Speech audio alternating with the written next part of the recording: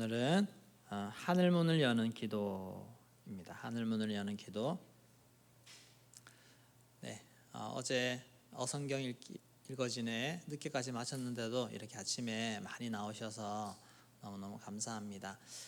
은혜가 많이 되고 또 저자 직강이라서 원조가 정말 원조인 것 같습니다. 참여하지 못하신 분들도 오늘 두 번째 내일까지 있으니까 또 온라인으로 인터넷으로 함께 참여할 수 있으니까 이번 기회에 정말 참여하면 정말 좋을 것 같습니다. 우리 사람은 이 땅에 태어나면서 많은 관계 속으로 들어갑니다. 관계 속에서 또 살아갑니다. 가장 먼저 태어나서 부모와의 관계, 부모 자식 간의 관계가 형성이 됩니다. 또 자라서 학교에 가면 스승과 제자의 관계를 맺게 되고 또 친구 관계도 생기고 선후배 관계도 생깁니다. 나중에 또 직장에 들어가면 상사와 부하, 동료 관계, 여러 많은 관계들 속에서 우리는 살아갑니다. 인간, 사람 사이 관계로 우리는 살아가는, 관계 속에서 존재하는 것이 사람입니다.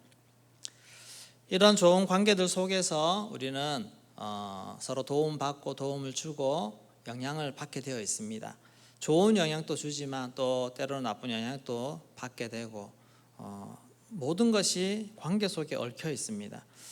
이런 관계 중에 특히 윗사람과의 관계를 어떻게 잘 맺느냐, 잘 하고 있느냐에 따라서 우리가 많은 도움을 받을 수 있는 그런 길이 있습니다.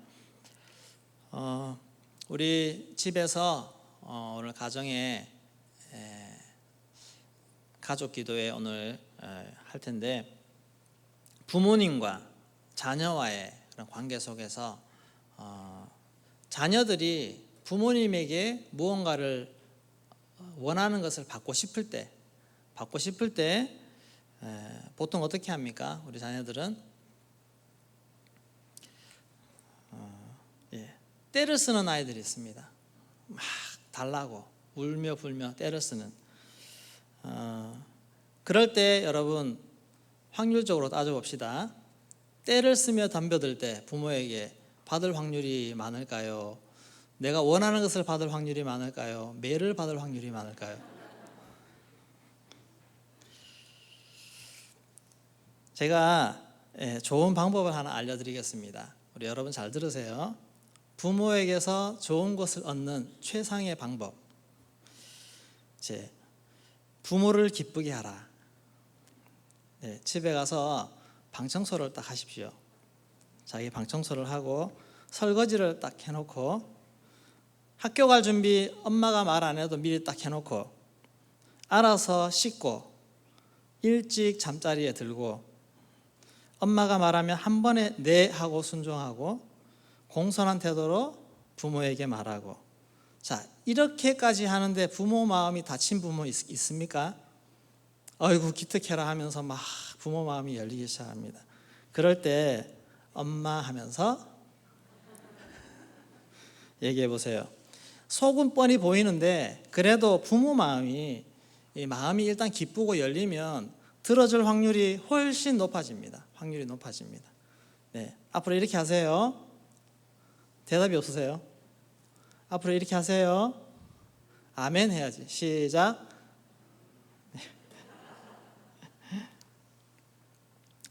우리 하나님과의 관계도 우리는 하나님과의 관계가 최고의 관계 아닙니까? 이 하나님과 관계를 어떻게 맺느냐가 가장 중요한데, 하나님과의 관계를 잘 열어야 하늘의 신령한 복을 다 받아 누릴 수가 있습니다.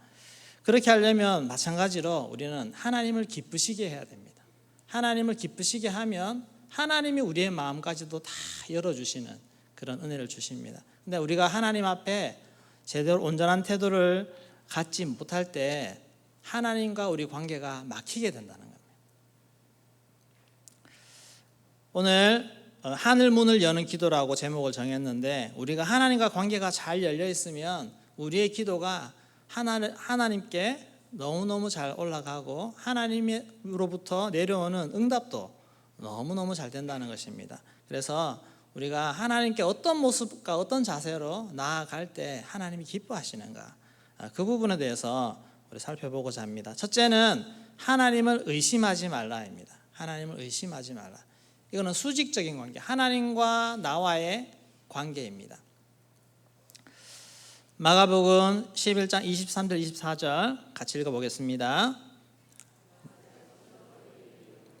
누구든지 이 산더러 들리어 바다에 던져지라 하며 그 말하는 것이 이루어질 줄 믿고 마음에 의심하지 아니하면 그대로 되리라.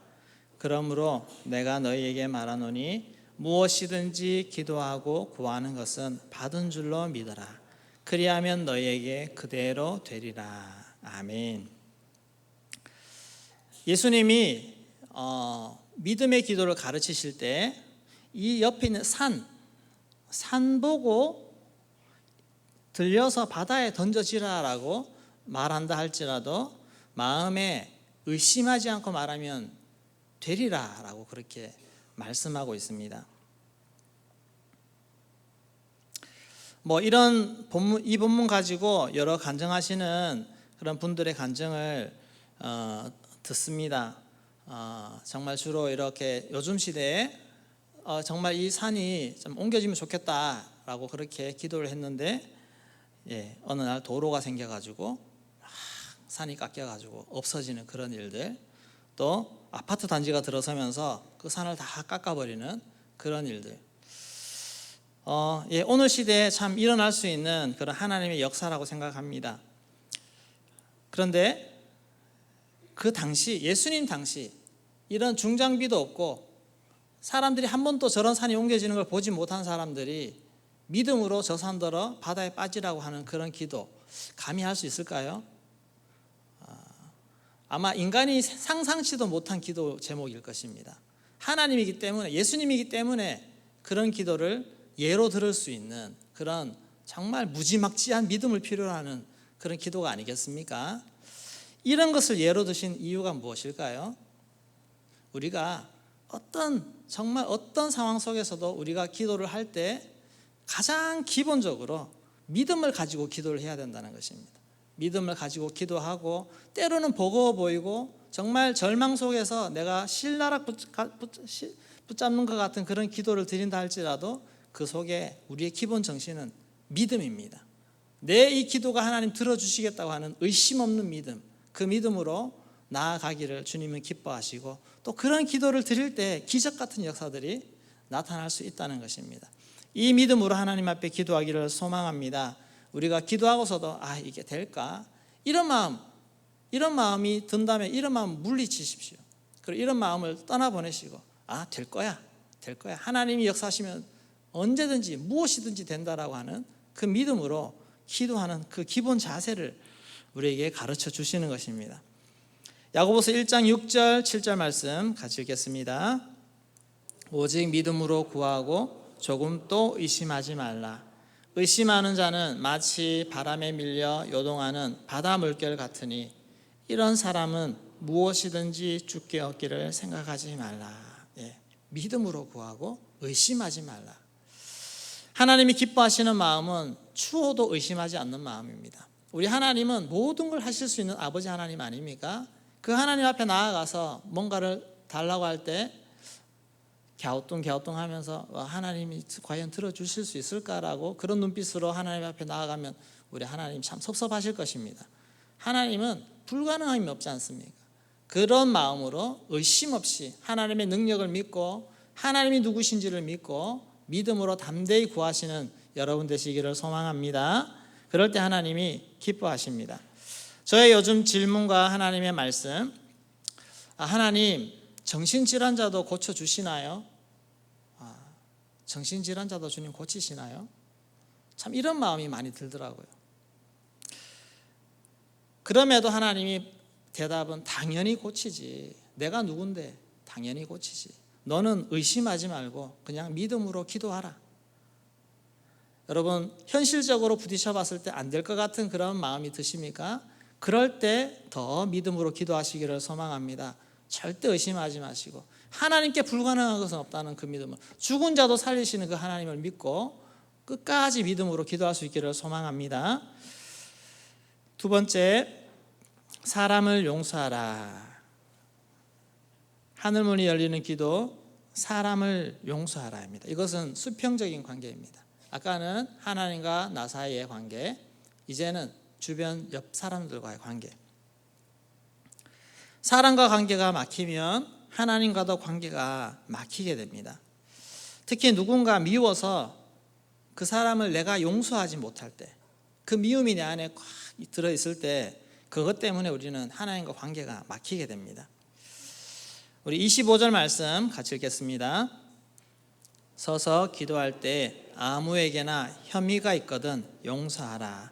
그리하여야 하늘에 계신 너희 아버지께서도 너희 허물을 사하여 주시리라 하시니라. 네, 기도할 때 누가 혐의가 있거든, 누가 나에게 잘못한 일 등등 이런 얽힌 일들, 그래서 그것 때문에 내가 마음이 상해 있고 미워하는 마음이 있거든 용서하라는 것입니다. 상대방이 나에게 어떻게든 상관없이 내가 그 사람을 용서하라는 겁니다. 그러면 하늘에 계신 너희 아버지께서도 너희 허물을 사하시리라. 관계를 열어주시고 우리의 것을 은혜로 해결해 주신다는 그 말씀입니다. 누군가 명백히 나에게 잘못을 했습니다. 그게 참 괘씸합니다. 참 미운 마음도 올라오고 억울한 마음도 올라오고, 그렇게 되면 자꾸 그 사람을 묵상하지 않습니까? 눈만 뜨면 그 사람 생각나고 미워하는 마음이 나를 사로잡아 버립니다. 미움이라는 쇠사슬로 나를 묶어버립니다. 거기에 우리가 갇히면 하나님을 바라보는 시야가 약해집니다. 하나님을 바라보는 영적인 눈이 어두워지고 귀가 닫힙니다. 그래서 이 미운 마음, 이 마음이 관계 속에서, 특별히 관계 속에서 누군가를 향한 미운 마음, 상한 마음, 이런 마음이 나를 사로잡지 않도록 그렇게 우리 영혼을 관리하셔야 됩니다. 저는 고등학교 시절 하숙을 했습니다. 친구하고 둘이서. 그 친구는 중학교 때부터 알던 친구입니다. 중학교 때 만난 친구인데 별로 친하지 않은 친구, 별로 좋아하지 않은 친구입니다. 친하지 않다기보다 별로 좋아하지 않은 친구입니다. 저는 중학교 2학년 때 그때 기술 경연 대회가 있었습니다. 그래서 그 친구도 기술 경연 대회 나가는 대표였는데, 그 친구는 제도를, 우리 중학교 때 제도 이런 거 배웠거든요. 제도, 저는 그 판금을 했습니다. 판금 아시나요? 예, 함석을 이렇게 잘라가지고 막 접어서 납땜하고 하는 그런 거거든요. 예. 그런 거를 제가 저는 그 판금부에 들어가게 되었고, 그래서 두 사람 다 학교 대표로 나가게 됐는데, 네, 상도 받고 그렇게 했습니다. 근데 그 친구가 계속 저를 무시하는 겁니다. 자기는 자대고 막 이렇게 도화지에 설계도를 그리고, 저는 막 자르고 두들기고 땜하고 막 이렇게 있으니까 그런 거 가지고 계속 좀 무시하고 하는 그런 말을 하는 겁니다. 그래서 그때도 참 같이 있을 수밖에 없어서 같이 있었지, 같이 있기 싫은 친구, 그런 친구였습니다. 그렇게 있다가 이제 고등학교를 진학했는데 또 같은 고등학교 가게 됐습니다. 저는 그 안강이라는 곳 아십니까? 네, 좋은 곳입니다. 안강에서 포항까지 저는 1학년 때는 통학을 했습니다. 그 친구는 집이 조금 안강에서도 좀 시골이라서 통학하기가 어려워서 학교 앞에, 포항에 그 학교 앞에 하숙을 했습니다. 저도 이제 1년 다녀보니까 시간이 좀 많이 뺏겨서 저도 하숙을 해야 되겠다 싶어서 친구를 찾던 중에 그 친구가 있었습니다. 근데 그 친구가 마침 룸메이트가 1년 하고는 이제 같이 안 한다고, 자기는 그 친구하고 안 할 거니까 저보고 와서 네 같이 할래? 이렇게 묻는 겁니다. 제가 어떻게 했습니까?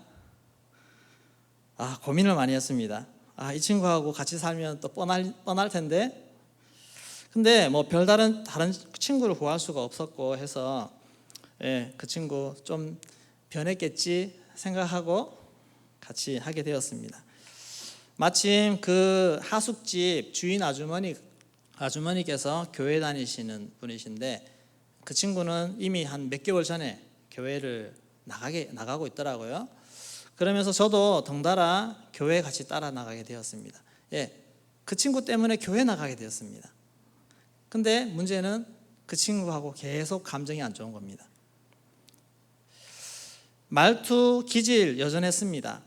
또 그 친구는 적극적이고 리더십도 있고 재능도 많고 해서 교회에서도 교회 그 고등부에서 가장 믿음 좋은 학생으로 칭찬도 받고 또 은혜도 받고 해서 진로도 목회자로 정해서 신학교를 이미 딱 진로를 정하고 있었습니다. 근데 함께 지낸 지 한 1년 정도 지나니까 도저히 제가 마음에 이제 같이 있을 수 없을 만큼의 이 쌓이는 것입니다. 그래서 제 마음이 늘 불편하고 그 친구 얼굴만 봐도 좀 행복하지 않은 그런 마음 상태가 되었습니다. 또 딴 데 방 구해서 나가려니 그것도 여의치 않고 그래서 결국에 답답한 마음에 기도를 시작했습니다. 하나님, 저 친구 사랑할 수 있게 해주세요. 정말 기도 제목 그겁니다. 저 친구 사랑할 수 있게 해주세요. 그거밖에 답이 없었습니다. 그래서 밥 먹을 때 식사 기도할 때도 하나님 저 친구 사랑하게 해주세요. 저녁에 공부하고 저희는 집에 가기 전에 교회 들러서 기도하고 그렇게 들어갔는데 그때도 저 친구 사랑하게 해주세요를 계속 틈만 나면 기도만 하면 그 기도를 드렸습니다. 근데 그렇게 기도하기를 한 6개월 정도가 지났습니다. 오래됐죠. 근데 제 마음에 그런 마음이 점점 사라지기 시작하는 겁니다. 정말 그전에는 똑같은 말을 들어도 막 이런 분노가 막 올라오고 그랬었는데 그런 마음이 사라졌습니다. 저는 고3 때 참 은혜롭게 보냈습니다. 고3 때 친구들하고 기도도 많이 하고 또 방언도 받고 그렇게 열심히 기도 생활하면서 은혜 중에 지냈는데 그런 마음들이 이렇게 사라지더라고요. 그래서 그 친구하고도 그 뒤로는 정말 잘 지내고 그 친구는 또 서울에 신학교 진학해서 지금 또 목사로 잘 사역하고 있습니다. 누군가 여러분 미운 마음이 있으면 나부터 결단하십시오. 내가 결단하면 됩니다. 내가 저 사람을 용서하겠노라고. 하나님 그렇게 마음이 잘 안 되면 용서하는 마음을 달라고 기도하십시오. 이 기도를 하나님 기뻐 받으시는 줄로 믿습니다. 이렇게 기도한다는 것 자체가 하나님이 기뻐하신다는 겁니다.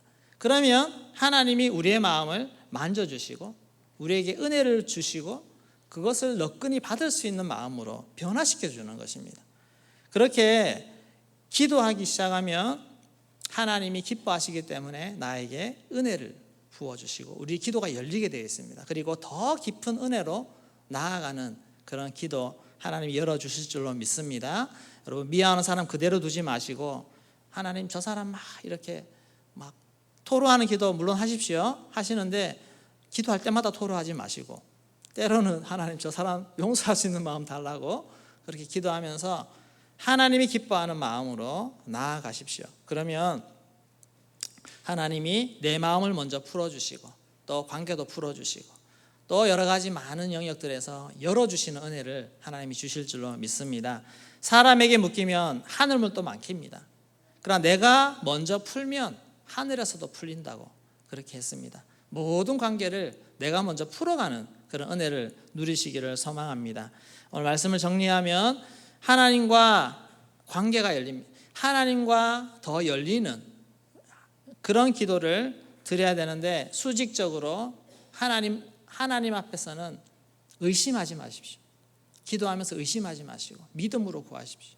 그리고 관계 속에서는 모든 사람들을 용서하시고 막힌 것들 내가 기도해서 더 풀려고 노력하는 마음으로 나아갈 때 하나님이 기뻐하시고 하나님과 우리를 열어주시는 그런 은혜를 누리게 될 줄로 믿습니다. 하늘의 평화를 맛보고 하나님과 깊은 소통을 누리며 나아가는 여러분 되시기를 주의 이름으로 축원합니다. 우리 찬양 하나 드리겠습니다.